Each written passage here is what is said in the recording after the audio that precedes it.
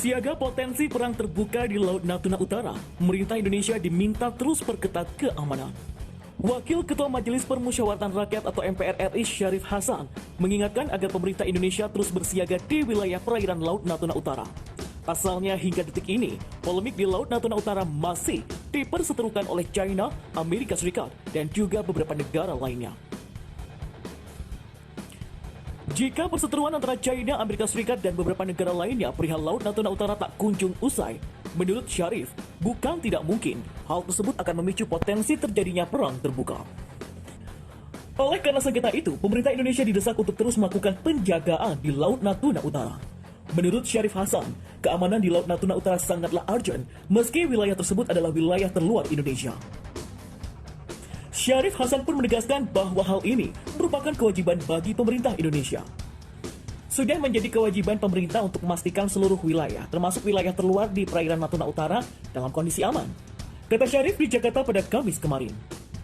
Syarif menilai bahwa kondisi ini tidak boleh dianggap remeh karena China yang membuat klaim sepihak terhadap Laut China Selatan berdasarkan 9 garis putus-putus atau 9 dash line yang koordinatnya tidak pernah diketahui, sehingga menyebabkan Amerika Serikat dan Inggris juga turut ikut campur. Kondisi ini akan berpotensi menjadi perang terbuka yang berakibat fatal, kata Syarif.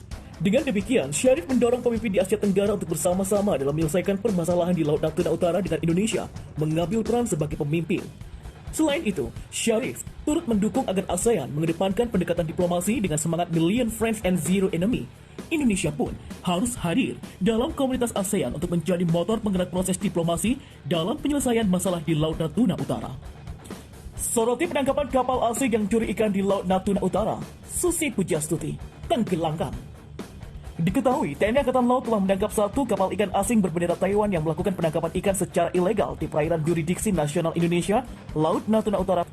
Menanggapi penangkapan yang dilakukan oleh pihak TNI Angkatan Laut, mantan Menteri Kelautan dan Perikanan Indonesia, Susi Pujastuti, menulis dalam cuitan di akun Twitter miliknya, yakni dengan tindak tegas hingga menenggelamkan kapal yang curi ikan secara ilegal merupakan cara yang lebih efektif.